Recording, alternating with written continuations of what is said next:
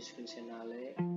Saya berasal dari Prodi Ilmu Administrasi Negara kelas 1B Universitas Nusa Cendana. Video ini dibuat untuk penilaian ujian tengah semester mata kuliah Bahasa Indonesia. Dalam video ini saya akan menjelaskan beberapa materi. Yang pertama tentang tanda baca ke-9 sampai yang ke-15 sesuai dengan umum ejaan bahasa Indonesia. Tanda elipsis. Tanda elipsis digunakan untuk menuliskan suatu kalimat atau kutipan ada bagian yang dihilangkan atau tidak disebutkan. Yang berikutnya, tanda elipsis digunakan untuk menandai jeda panjang dalam kalimat yang dituliskan.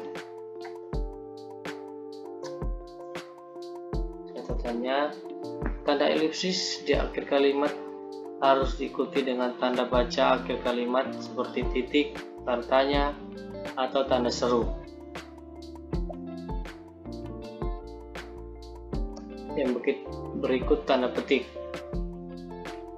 Tanda petik digunakan untuk mengapit petikan atau kutipan langsung yang berasal dari pembicaraan, naskah, atau bahan tertulis lainnya. Contoh, apapun yang kau lakukan, pastikan itu membuatmu merasa bahagia. Ujar Kurumi Tokisaki dalam film Dead Abale. Yang berikutnya, tanda petik digunakan juga untuk mengapit judul puisi, judul lagu, judul artikel, judul bab buku, judul pidato atau khotbah, tema atau subtema yang terdapat dalam kalimat. Contoh, saya sedang suka lagu ciptaan CPCC Worship yang berjudul Sampai Akhir Hidupku. Tanda petik juga digunakan untuk mengapit istilah ilmiah yang kurang dikenal atau yang mempunyai arti khusus. Contoh, para pemenang Asian Games mendapatkan apresiasi dari pemerintah daerah berupa jumlah uang.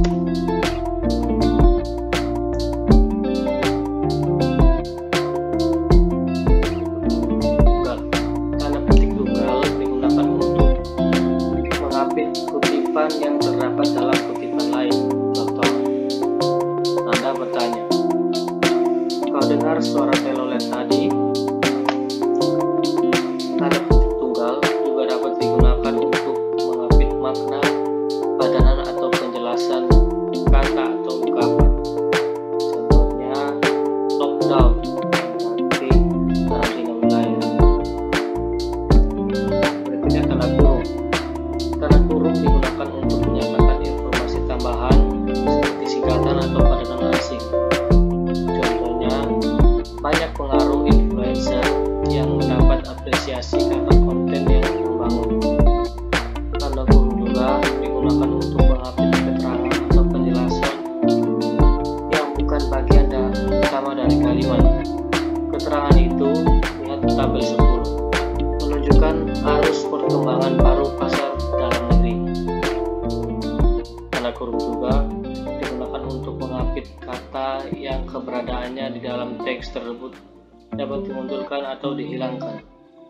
Contohnya, pesepak bola, kenamaan itu berasal dari Kota Padang. Tanda kurung juga digunakan untuk mengapit huruf atau angka sebagai penanda perincian yang ditulis ke samping atau ke bawah di dalam kalimat. Contoh, faktor produksi menyangkut A. bahan baku, B. biaya produksi, dan C. tenaga kerja. Yang berikut tanda kurung siku. Tanda kurung siku digunakan untuk mengapit kata, huruf atau kelompok kata sebagai koreksi atau tambahan atas kesalahan atau kekurangan di dalam naskah asli yang ditulis oleh orang lain. Contoh, ulang tahun proklamasi kemerdekaan Republik Indonesia dirayakan setiap 17 Agustus. Tanda kurung siku juga digunakan untuk mengapit keterangan dalam kalimat penjelas yang terdapat dalam nada tanda kurung. Contoh, persamaan paradigma itu perbedaannya tertulis di bab 2, lihat halaman 45-49. Perlu dijelaskan sebelum masuk ke penjelasan perbedaan.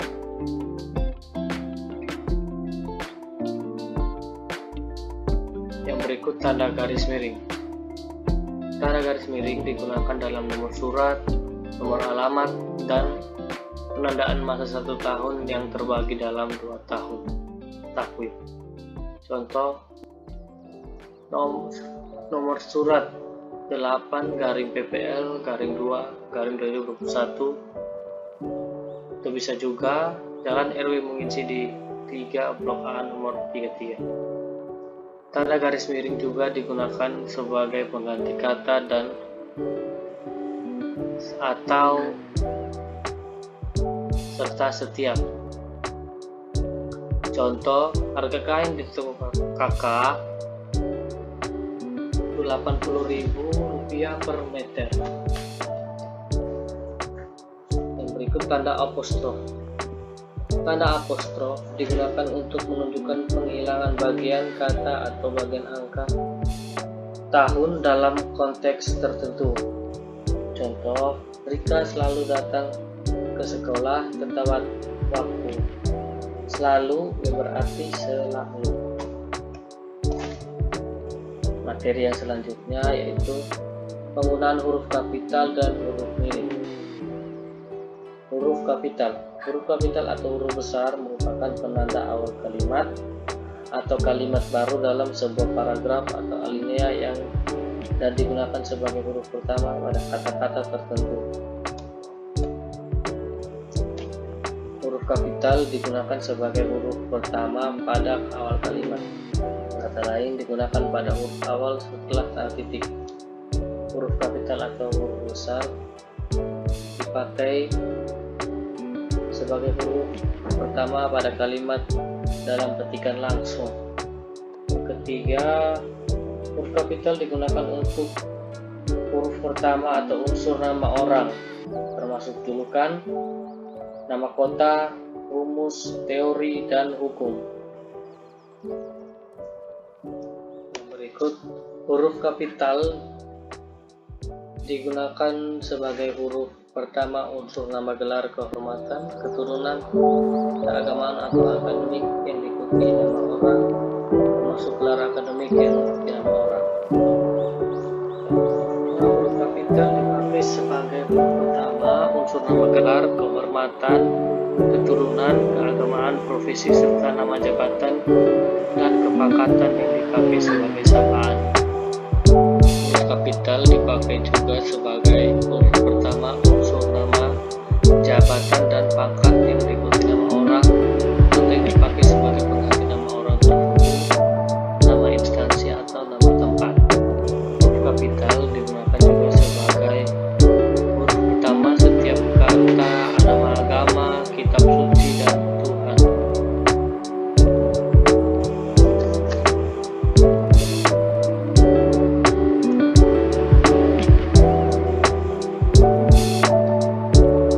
Berikutnya huruf miring. Huruf miring dipakai untuk menuliskan judul buku, nama majalah, nama surat kabar yang dikutip dalam tulisan termasuk dalam daftar pustaka. Huruf miring dipakai juga untuk menegaskan atau mengkhususkan huruf bagian kata atau kelompok kata dalam kalimat. Huruf miring digunakan juga untuk menuliskan kata atau ungkapan dalam bahasa daerah atau bahasa asing. Nama diri seperti nama orang, lembaga, organisasi, atau merek dagang dalam bahasa asing tidak ditulis dengan huruf miring. Dalam naskah tulisan tangan atau mesin TIK bukan komputer, bagian yang akan dicetak miring ditandai dengan garis bawah 1. materi yang berikut: kaidah kelogisan, kaidah kehematan, dan kaidah kesejajaran dalam kalimat efektif. Kaidah kelogisan. Syarat kalimat efektif adalah harus bersifat logis. Kaidah kelogisan dalam suatu kalimat dapat dipahami sebagai ide yang terdapat dalam suatu kalimat, dapat diterima dan dipahami oleh akal. Kaidah kelogisan juga dapat dilihat dari cara penulisannya yang sesuai atau tidak dengan ejaan yang berlaku untuk kalimat yang tidak efektif. Waktu dan tempat kami persilakan. Contoh kalimat yang efektif: kepada Bapak Jerry, kami persilahkan.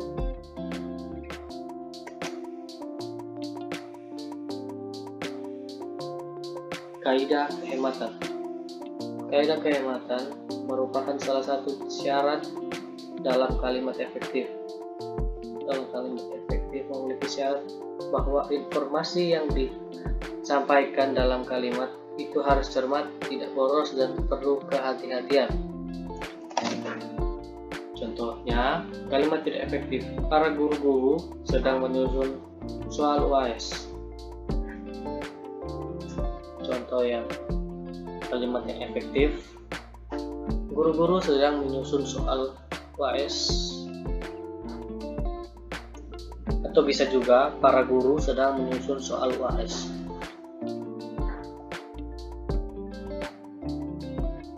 Kaidah kesejajaran. Kaidah kesejajaran adalah syarat kalimat efektif yang menyangkut imbuhan dalam kata-kata yang ada di kalimat sesuai kedudukannya. Intinya, kalimat efektif harus berimbuhan paralel dan konsisten. Contoh kalimat tidak efektif: harga minyak disesuaikan atau kenaikan itu secara wajar. Contoh kalimat efektif: harga minyak disesuaikan atau dinaikkan secara wajar. Baik, sekian dari saya. Terima kasih.